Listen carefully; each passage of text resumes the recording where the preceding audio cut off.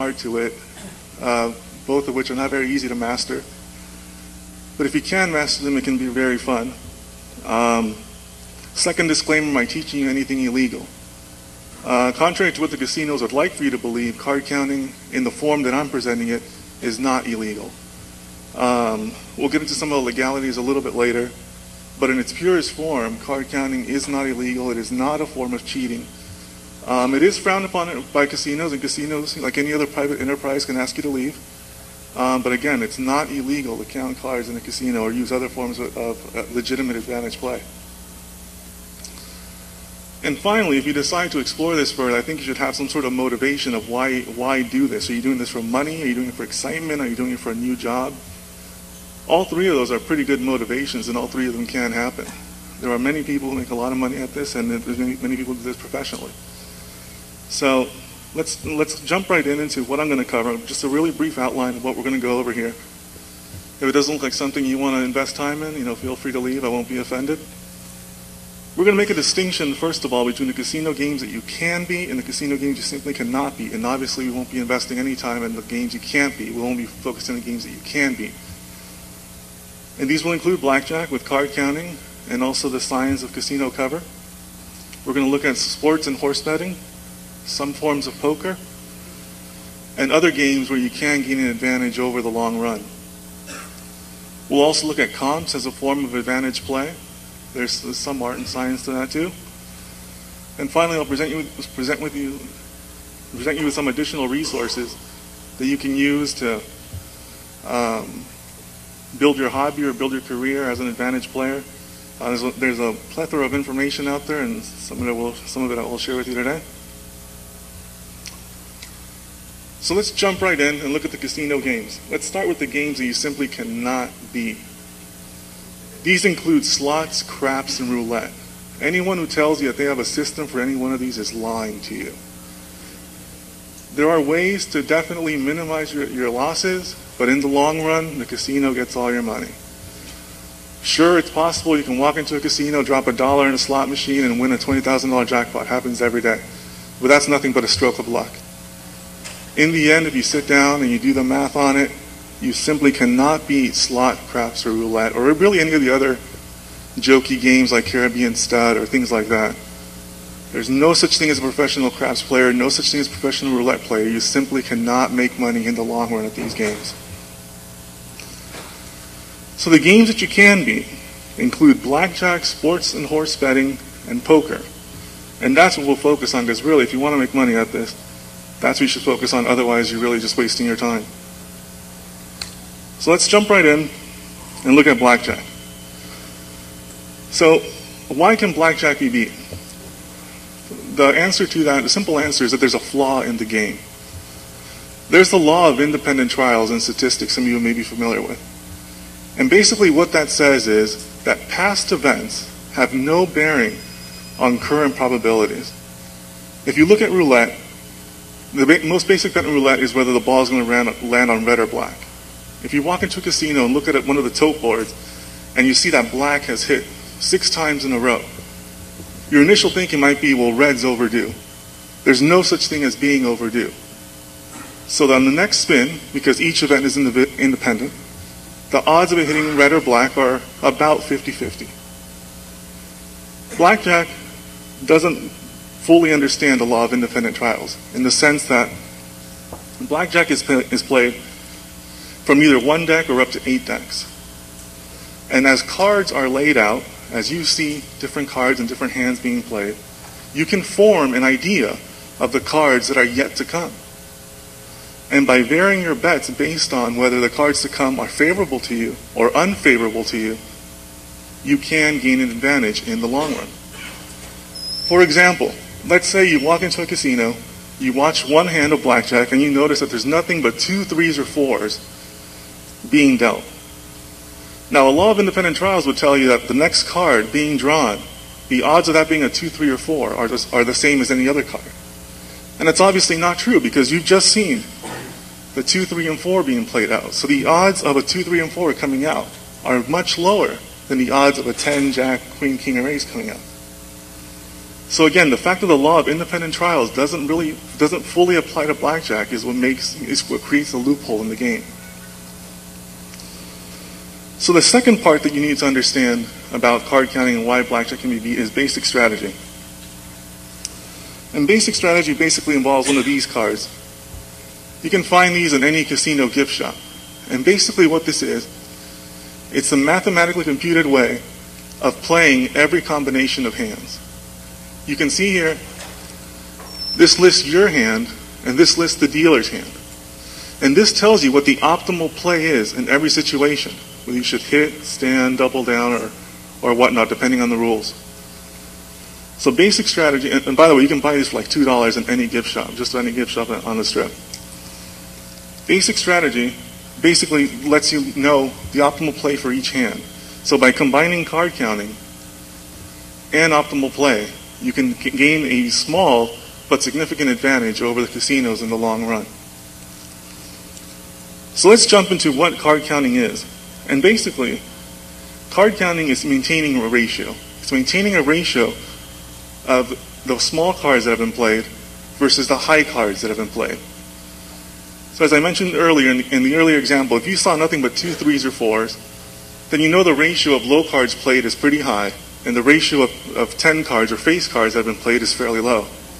And by knowing the balance of that ratio, you can create an idea of what's to come. You can have what's called a 10-rich deck, which means that there's a lot more 10s than any other card. Or you can have a low-rich deck, which means that there's 2 through 6s more than any other card in the deck.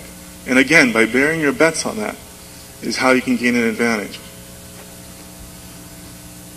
Now, is it legal? In 1994, the Nevada Supreme Court basically created what's known as the outside devices measurement. And what they determined was that as long as you're walking into a casino without any other form of outside device, like a computer, a mirror, a camera, or whatnot, you don't have any significant advantage over any other player. So why shouldn't you be able to use the most skills that you can to play a game? And that's basically what legalized, or quote-unquote legalized card counting. As long as you're sitting there using your mind and nothing else, again, because there are other forms of card counting that are illegal, it's perfectly legal for you to sit there.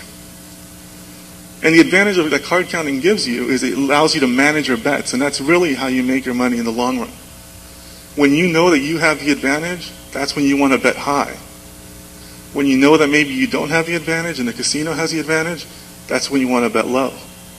And by varying your bets over time is how you gain an advantage and can make money at playing blackjack. So let's look at a basic card counting system. Again, keeping in mind that you're maintaining a ratio of cards. The more low cards that are yet to come is favorable for the dealer. The 2 3s and 4s are what turns 13, 14, 15s into winning hands. That's what you don't want.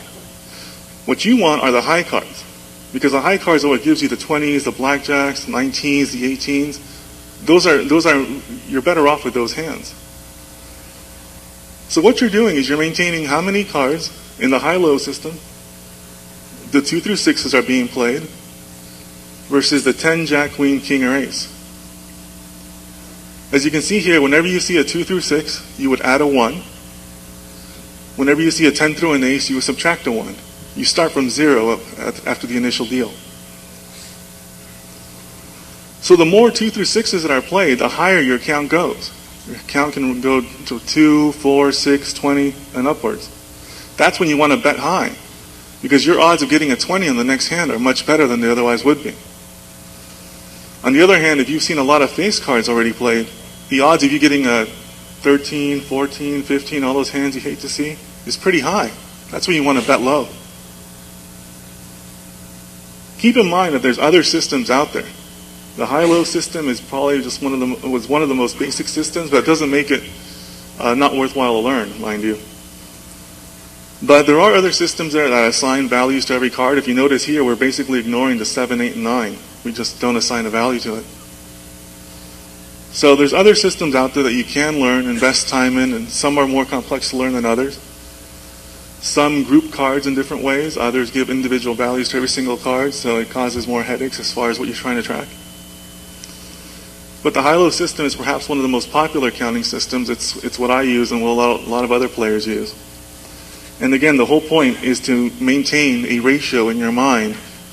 When a count is positive, again, a lot of low cards have been played. That's a pretty good time to bet high. When the count is negative, a lot of face cards have been played. That's probably when you want to sit out a couple hands or bet low. Now, basically, the card counting system, whichever system you choose, that's just the science of card counting. Anybody can sit there and learn it. One of the best ways to learn a counting system is to carry a deck of cards with you. I carried a deck of cards the greater part of a year, and anytime you have a free 10 minutes, 15 minutes, you sit and practice. So that's fairly easy. But doing it in a casino is a whole other monster. There's more distractions going on. You have to deal with your chips. The waitress is asking you for a drink and all these other things. So there's definitely an art form to card counting also. And one of the things you have to deal with is casino heat, because eventually varying your bets from 1 chip to maybe 8 chips or 10 chips or 6 chips, whatever it may be, that raises some eyebrows sometimes. Either from the dealer or from the pit bosses or from surveillance or whatnot. So you have to be aware about what's going on around you, and there's a certain science to casino comportment as far as how you handle yourself in a casino and whatnot, and the excuses you use for wanting to bet 8 chips instead of 1 chip. So part of it is really getting to know who you play with, getting to know the dealers, and getting to know the floor staff. Nobody wants to suspect that their friend is cheating them, right? So the friendlier you become with your dealers, friendlier you become with your floor staff, the better off you are in the long run. Another part that kind of ties into it is casino cover in general, as far as what casinos you choose to play in, how you choose to dress, or how much you choose to bet. If you're a middle-aged man in a business suit, but you're playing in some podunk casino in the backwoods of Arizona, that looks pretty suspicious. If you're a young guy in the strip playing $500 chips, that looks pretty suspicious too. So again, this is all the art part of card counting, as far as taking into account how you carry yourself in a casino, which casinos you choose to play in, and whatnot. And as far as what's the worst that can happen with card counting, again, presuming that it's legal, is there's a company called Griffin Investigations based here in Las Vegas. And they basically have a subscriber list of casinos around the world. And you can end up in this Griffin book with a nice picture of you and a profile of what you like to play. And that profile gets included in the book and faxed to casinos in the area, just to warn them that you're in the area.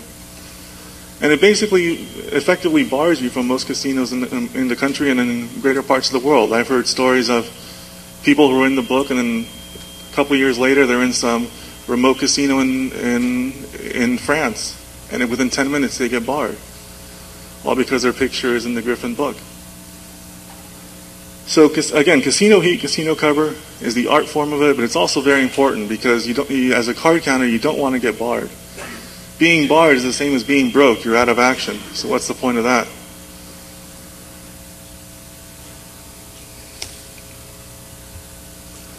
So that ends the blackjack portion, and I want to talk a little bit more about sports betting and horses. Sports betting and horses can be beat because it's what's known as a zero ante game. You don't have to participate if you don't want to. If you don't feel that you have an advantage in the situation, don't bet. Contrary to popular belief, most professional sports gamblers don't bet every single day, and they don't bet 10, 12 games across the board. They would rather focus on individual games where they think that they have an advantage. And by only playing in those games where you think you have an advantage, over time, in the long run, you should gain an overall advantage that allows you to see a profit at the end of the year. So a lot of professional sports bettors, they specialize. They specialize in individual sports. Like some will only do football, some will only do baseball, some will only do college basketball. There might be some crossover between doing both professional basketball and college basketball, but most of them decide to specialize in a particular sport and only focus on that one season. Some will even focus on particular conferences or particular divisions, even particular teams in some cases. And what they also do is they shop around. Basically, each sports bettor can determine their own line for each game, their own price for the bet, if you will. And different casinos, both online and brick and mortar, will have different prices for each game. Most of them will be within a point of each other, some will be within 2 points, and some will be within 3 points. And by shopping around for the best price that they can get over a season, they can make the difference between a winning season and a losing season. And again, that's what professional sports bettors do. They try to get the best price. They don't just call whoever's available, whoever's close by. Another way to focus on professional sports betting is through propositions. Proposition bets are basically bets that have to do with a particular game but aren't necessarily based on the outcome of the score. One of the most popular forms of proposition betting is in the Super Bowl. The Super Bowl has propositions for basically anything you can think of. Will the first person who scores, no matter which team, will they have an even number jersey or an odd number jersey? What will be the longest punt? A couple of years ago when U2 was playing the halftime show, there was even a sportsbook taking on the bets of which song they would start with. So there's different bets and different propositions that you can focus on, where if you feel that there's an advantage, there's some information that you have, some handicapping information you have, you think where a particular bet is mispriced, that's where you can take advantage of it and make money. A second proposition I saw recently was regarding the Tour de France. Prior to July 4th, you could have bet on the entire field against Lance Armstrong. And they would pay you 3-to-1 odds if that bet came through, which obviously it didn't. Now, 180 bicyclists start the Tour de France every year. So you were basically getting 179 people against one. And there was a 3-to-1 payout on it.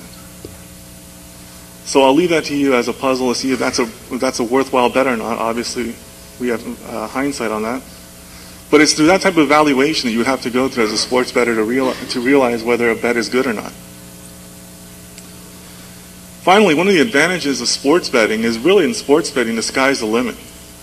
There's no need to worry about casino cover or who you're placing your bets with and whatnot. You're really only limited by the size of your bankroll and really your own skills. It's not uncommon to make into the 6 figures as a successful professional sports bettor. There's really nothing to stop you from making more money over the long term. Again, assuming that you are playing an advantage game and you're focusing on those particular games.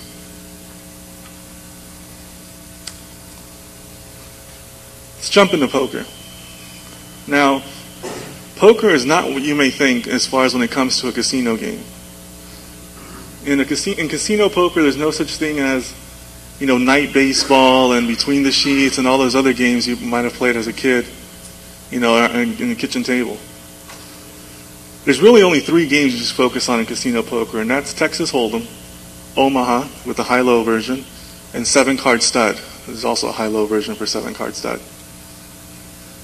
Texas Hold'em being the most popular, those 3 are really the only card games you can find consistently in casinos across the country.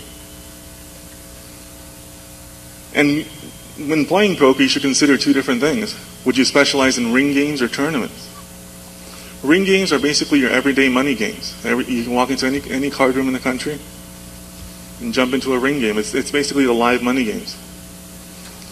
Tournaments are based on number of entries, and everybody pays an entry fee, and the tournament may pay the top 3 spots or the top 50 spots. It depends. The reason why that distinction is important is that there are very few poker players that can succeed at both ring games and tournaments. Most decide to specialize in one or the other. There are a few professionals that can do well in both, but really, tournaments has its advantages and ring games have its advantages. So which one you specialize in is kind of important. With poker, there's definitely no lack of information out there. If you go to any of the gambling bookshops, or maybe even your local bookshop, there are dozens and dozens of books written on basically every variation of worthwhile poker that there is. So really, it pays to invest a little bit of money, a little bit of time, and read the information on those books. There's no lack of information, and that's why this section is so brief, because there's nothing here I could teach you that you couldn't learn in one of many, many books. The only thing I'll leave you with regarding poker is that your opponents are everything in poker. The reason why poker can be beat is because you're playing against other people. You're not playing against the house. The house doesn't have an interest in how you do. They just take a small collection from every pot to pay the dealer and for the tables and for the overhead. But you're basically pitting your skills against the skills of other players. If you sit down every day versus the top 10 players in the world, you will lose. If you sit down and play with your drunk friends, you might win. So really, your opponents are everything in poker.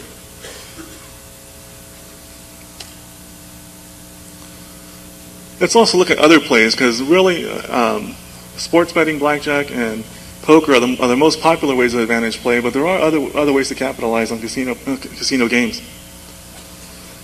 First one takes a little more time, but it's basically hunting for dealers. You know, dealers are human, they make mistakes too. They have to start somewhere. Some casinos are known for having new dealers. So dealers can make errors, and then they can make errors in your favor. One of the common examples is in three-card poker. If you have seen this game, three-card poker is dealt from an automatic shuffling machine. The cards are laid out in a tray, and the dealer takes the cards and gives them to each player. The problem with three-card poker is that when reaching for the tray, there is a tendency that some people have to flash the bottom card.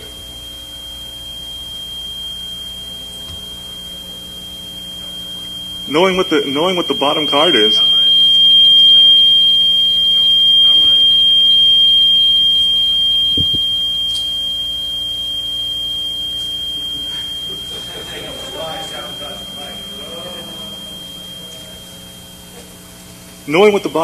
can create an advantage over the long run, as high as 5–6%.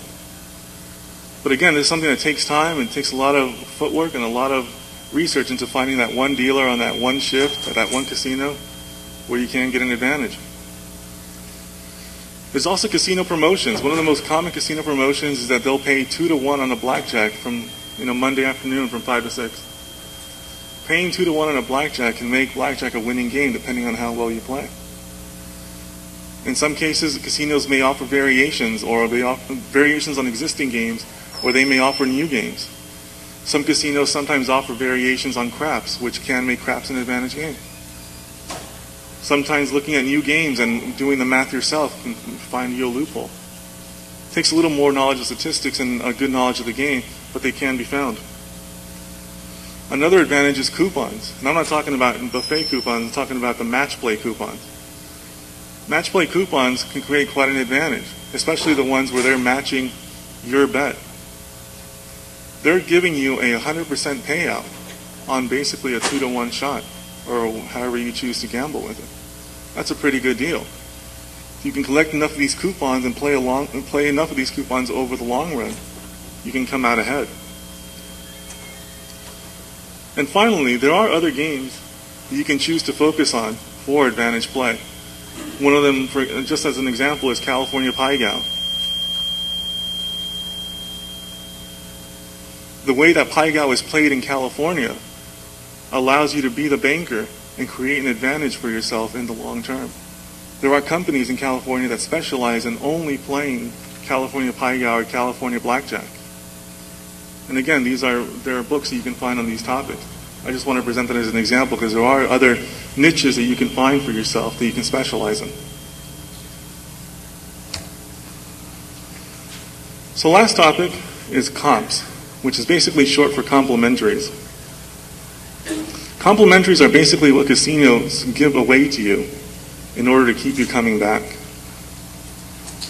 or basically for being a good customer. One of the most basic form of complementaries, I'm sure most of you experienced, is the free drinks at tables. They want you sitting there, comfortable, gambling, and drinking. So drinks are free. So that's one of the most basic levels of comps. If you can recognize the value in the comps that you're getting, comps can make losing worthwhile. If you've been comped a suite for the weekend, plus free meals, and you bring one or two of your friends, that can easily be a weekend worth over $1,500, probably more depending on where you're staying. So what's a $500 loss? Again, these aren't real gains. But if you sit down at the end of the year and look at the trips you've done and the value you've gained, it can make losing worthwhile. Now with comps, it pays to shop around. You'll find that some casinos have extremely strict formulas of what you've played and how long you've been there and how many times you've been there, and And this mathematical formula is all you can get. Whereas other places have a lot more leeway with give a lot more leeway to their employees, and allow you to take advantage of the comps that they're offering. Other times you may just get, just for being a member and being on their mailing list, you'll get offers for promotions in the mail just out of the blue. Now, as far as required levels for foods, rooms, and tickets and other things, they vary quite a bit. They may vary from casino to casino, but they definitely vary from the Strip to downtown Las Vegas. So I want to give you an idea of what the required levels are for both the Strip and downtown. For food, casinos make a distinction between the buffet, the cafe, and their gourmet restaurants. Downtown, playing $5 to $10 average bet will get you a buffet coupon, no problem. On the Strip, you're looking at closer to $25 a hand. A little higher at places like Bellagio or Mandalay Bay, maybe closer to $50 a hand. For free rooms downtown, anywhere from $25 to $50 a hand will definitely get you a room. On the Strip, it's definitely at least double that, around $100 a hand. At a place like Mandalay Bay, I know they're at least $150 a hand average. And then, of course, there's other complimentaries like fight tickets and big concert tickets and whatnot. And those you're looking at upwards of $200 to $250 a hand. Now, obviously, you need a significant bankroll to play at those levels. But again, if you do reach those levels and you have a weekend where you come out and you see a heavyweight fight, and they give you $200 tickets and whatnot, it can make a weekend trip worthwhile. If you're interested in comps, there's definitely a book you have to read called Comp City. It's basically considered the Bible of comps. It's written by Max Rubin, who is an ex-casino owner, and he basically walks you through how you can use blackjack in combination with other plays to maximize your comp dollar. And the key to comps is really that you have to know how much you've earned and what you're entitled to, and you have to ask for it. It pays to be greedy when you're working for comps. If you know that you deserve fight tickets, then you got to call however many times it takes for them to get you that. That's not something for everyone, but if you can work the system, it's something that can be profitable. So finally, I want to leave you with some additional resources. First site I would recommend to you, and everybody needs to write this down, is www.bj21.com. I really don't think that there are any serious blackjack players or card counters out there that don't know of this website. It's definitely the premier site for card counters and blackjack in general. Definitely worthwhile to take a look at that.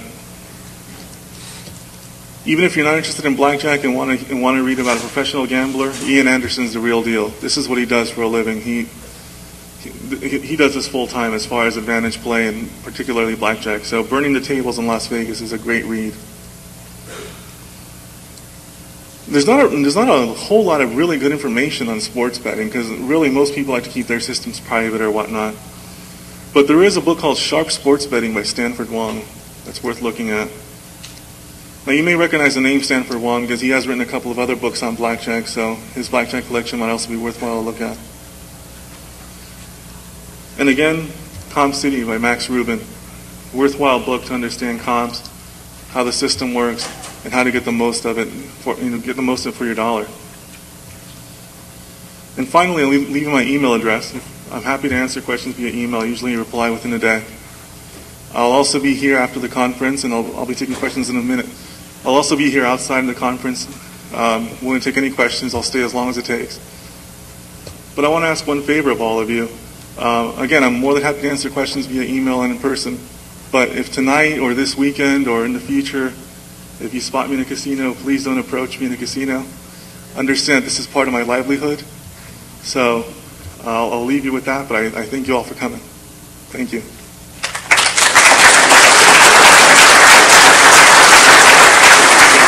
Any questions?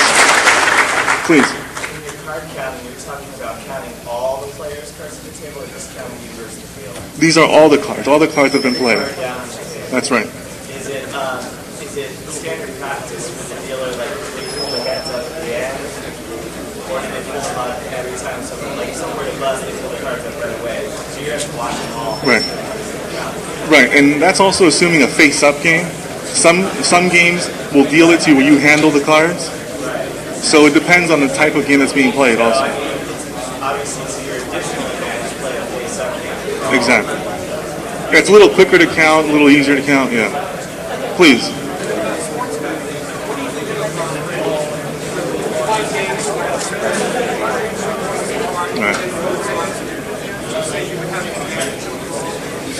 Yeah, there's no doubt that middling works. The problem nowadays is that there's, with the internet and whatnot, you can find the lines, as an owner, you can find the lines for any casino you want. So middling opportunities have become less and less common. 10 years ago, that's a great way to make money, but nowadays, it's become a lot harder. But yeah, obviously there's no fight. Yeah, the maths and middling work. Right. Right. Yeah, if you find one now, you have to jump on it right away. Otherwise, it disappears. Please. In terms of your ability to count, do you have a number of players that I play with? Usually, it's to your advantage to play by yourself. By yourself. That's the ideal. Some people max it out at 2 other players, but really by yourself is the ideal. I think that's irrelevant, but yeah. Well, some of it because it's like, well, what how much I would have to bet, but it's the next stakes are Right. Well, it's not so much as in dollars, but think of it in units as far as your bankroll. So if you decide that you have $5,000 to play with, then you might want to make your base unit maybe like a $25 table. Right. Or if you have 10,000, you might want to double that. So it all depends. If you got to break it down in units. You got to give yourself at least 500 units to give it a good try. Units. So if you want to play a $5 table, right, you want to maybe have 2,500. Yeah. Please. Right.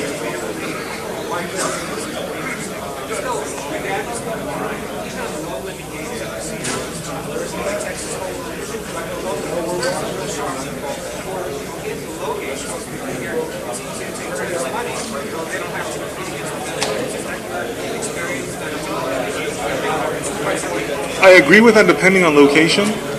In California, because there is a higher drop. Yeah, sorry. In California,